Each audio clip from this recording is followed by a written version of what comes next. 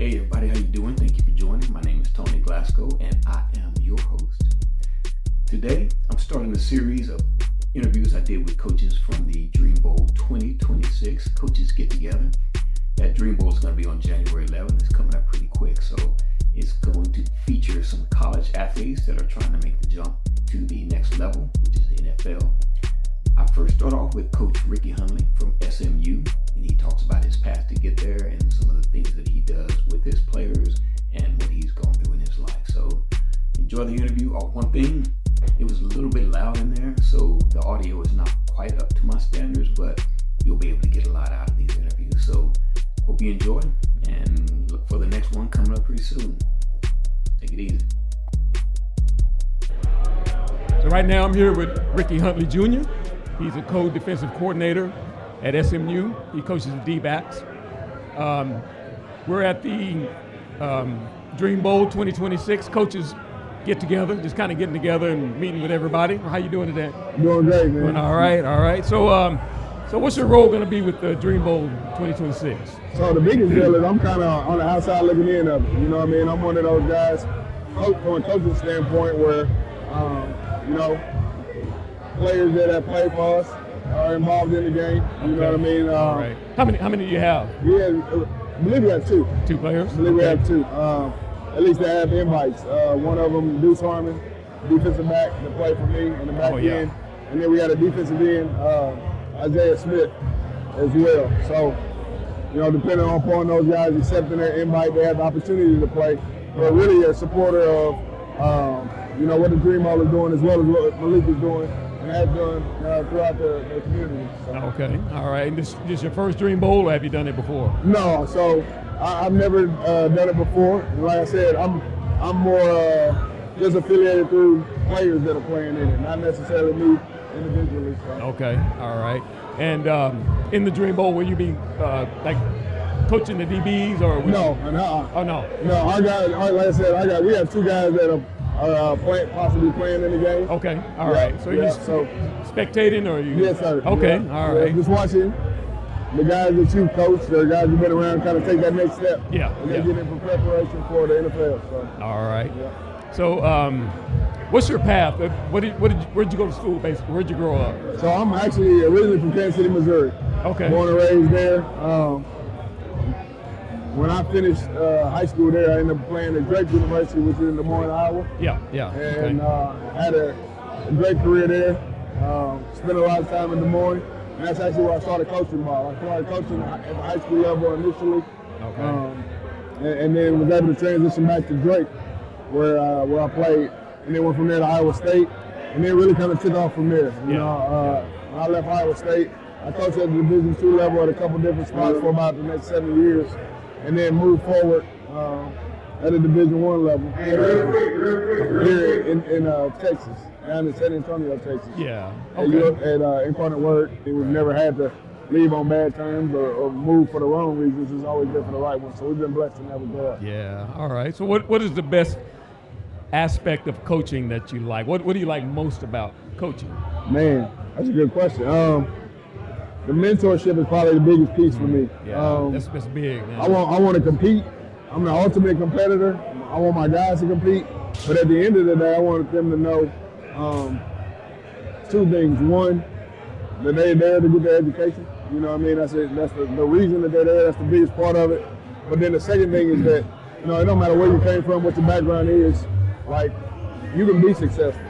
You can make it to places that you never thought you'd be. Football has taken me from Kansas City, Missouri to the East Coast, the West Coast, you know what I mean, to beaches. My first flight on the airplane was going on a away trip, playing football. I'd never been on a plane before. Really? So if you do and treat the game right, it'll treat you right. And it's not just from a playing standpoint.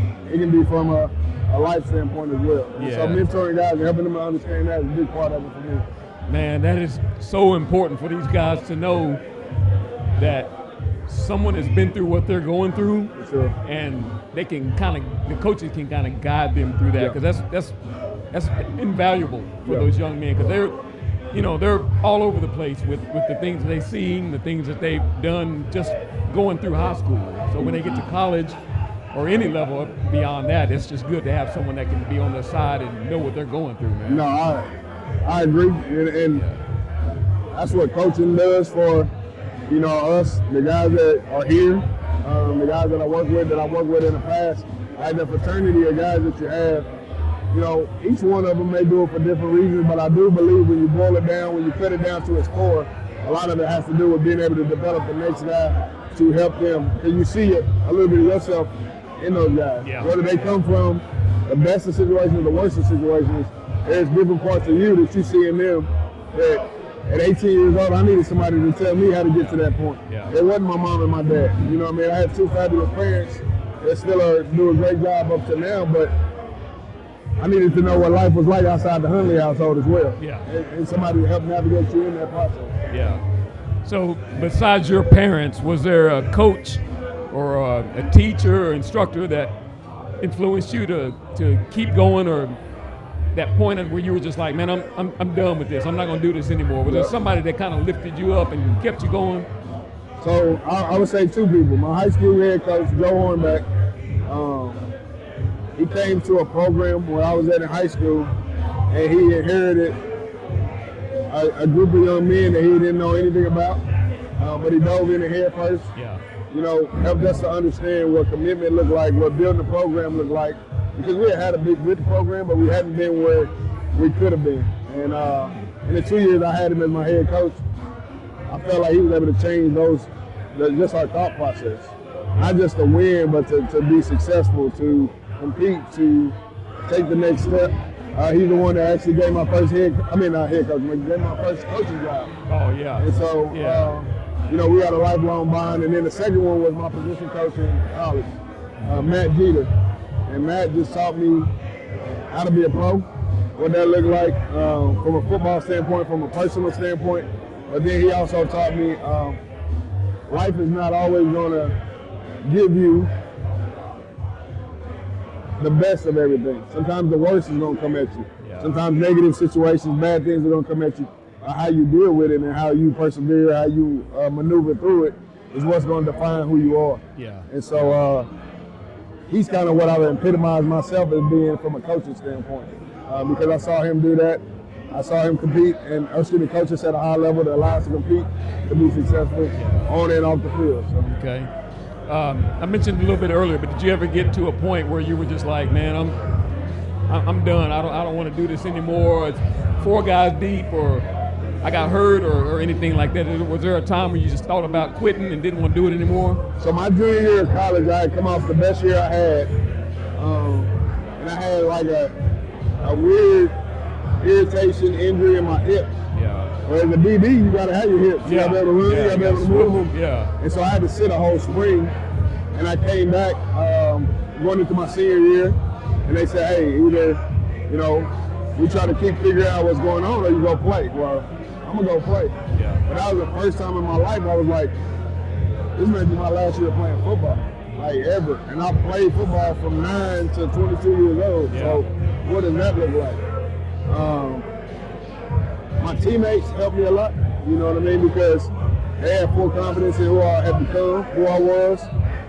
My coaches helped me a lot because they said, just because this could be your last year don't mean you don't go play at the highest level. Because it's your possible last year, because it is your last year, you go and you create lifelong memories. You ought to win games, you ought to help the next guys that are coming behind you. And that's what kind of probably really started putting me in the mode from a coaching standpoint. Yeah. Because I had guys that were playing behind me. Some guys, when I wasn't playing well, played in front of me, you know what I mean? And so I kind of had to learn how to be a teammate in all phases, where I had been the guy. Yeah. Now, if you're not the guy, how are you going to handle things? Are you going to out? Are you going to hope that we don't win? Or are you going to step up and say, hey, I want to win. Yeah. I might need to tell you, hey, you got to do this when they're doing this to you on this particular play. Yeah. But then I got to still be ready to go when it's my time to go back out there. All right, I got to be ready to get down and take care of business. So. Yeah, so that's developing your leadership skills. For sure, 100%. Yeah. All right. So with social media, you're working with college kids and stuff like that. Have you found it difficult to keep them focused or just on the right path with all that going on? Because there's a lot happening. Every day there's something going on, and they can be on that phone or tablet or iPad or whatever. You might think they're watching plays. They may be doing something else. So is it hard to keep them focused on that? Hard. I wouldn't say hard. It's a challenge. Yeah. It's a different challenge than you and I had. Right. You know what I mean? Coming up, I got a 15-year-old son, so that thing is glued to his hand too. Yeah. But it comes a point, and I treat my guys that I coach, and those are my family, right? So I'm not gonna tell them something I wouldn't tell my son. Yeah. You know, and I'm not gonna treat them any different than I would treat him. There comes a time as a pro, and not even an NFL pro, but just as a young man, where I need to know that you're engaged. I need to know that you understand. And doing this, that ain't helping me understand it. Yeah. Visual contact, audible contact, you know what I mean? All of those tells that let me know that you're receiving or processing information. I need to know because I'm expecting you to do something. I'm giving you the information. And if you can't reciprocate it, then I need to know what a disconnect is. Yeah. This can't be the disconnect because that's automatic. You know what I mean? Yeah. You know, there are no phones in meetings for us. They're going to have to do it if they want to keep doing this. Yeah. So why not start them now with that? Now, I tell them this. I put my phone at the front of the room, and I leave it face down. And if it buzzes, I flip it over. I tell them the only time I'm going to answer it is if it's my wife or my kids. Yeah. If it's not, then they've never seen me take a call in a meeting. They've never seen me scrolling on social media in a meeting because that's where we're locked in, we're focused. Yeah. You got plenty of other time where you can devote your attention to that.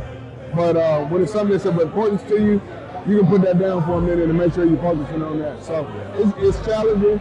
Like I said, I wouldn't say that it's an issue or a problem. It's just something that they have to be taught and informed about so that they understand why can't I or why is it not important that I get all of my information, my news and everything from that.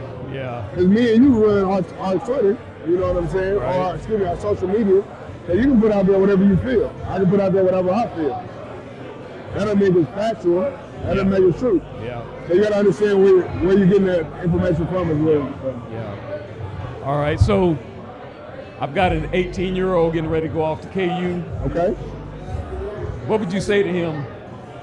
You know, I'm going to say what I say to him, but you've been through all of that and you're in it right now. What would you say to him to just give him some encouragement and just let him know to stay on the right path? I tell him rock talk first. Hey, Hawk. So that's right, you're from Missouri, so you know that. Yeah, okay. I actually had a younger cousin that played quarterback there. Okay. That was there. I think he would have been there like 08, somewhere around in there. For 3 of his 4 years of college, he was there. So, but I know I'm familiar with the program. But you know, the biggest thing I would tell any young man that's leaving and taking that next step, going to a college program, going off outside of their home. Like I said, I'm gonna talk to him like I talk to my son. When you wear your jersey on Saturday, it usually says the team that you play for on the front, your last name on the back. You want to represent the team that you play for on Saturday, but on Monday through Friday, Sunday through Friday as well. How do you do that? You make sure you're attentive in class, you're in class. Yeah. You know what I mean? You remember why you're at that particular institution or place, and it's not for football. Although we believe that it's not for football, it's for my education, the college opportunity, the growth that I'm going to experience as a young man. But you still carry your last name on your back as well. So what you taught him in your household as his son, what you taught him in conversation and everything that he's done, that don't change. Yeah. Right? Because when you do good, they don't remember the name on the front and the back. When you do bad, they don't remember the name on the front and the back. How do you want to portray yourself? How do you want to be representative of the institution and place that you're at, but also your family? Yeah. You know what I mean? And that's something that you got to carry with you every single day. And I'm sure he wants to make you proud. Yeah. Like we want to make anybody else that's proud, that's at home or wherever we come from. You want to do that in the right way. And so I always remember that. All right. That's a good word, man. That's a good word. Yep. Anybody you want to shout out to? You want to give out your social media, or can you do that as a coach? Or? I believe I can. If I can't, we don't have to cut it out. Obviously, Southern Methodist University, where I coach. SMU, we've been on the rise since we've been there. We've been there for 4 years. We've taken the program to different heights that it's been. We've already a solid program. Obviously, historically based in a huge way with the Pony Express and all of the success that they had been. But I think we kind of revitalized the fan base. We've re-energized the people that are around it and put ourselves in a position where we're a national name again. You know what I mean? We're recognizable in that regard. So Coach Lashley, he's done a great job. That's my guy. Put us in a position where we got this thing rolling at a high level. So we do our part as the Clamp boys on the back end, taking care of business. That's about it. Yeah. Obviously, the 816 is always going to be near and dear to my heart. That's home and the Hunley family. Yeah. That's what we do. That's who we are. So. All right. Yep. All right, man. Thanks a lot for stopping by. I appreciate it, man. We'll holler at you later. My man. All right. Appreciate you, brother. All right. Yep, you too. All right. All right.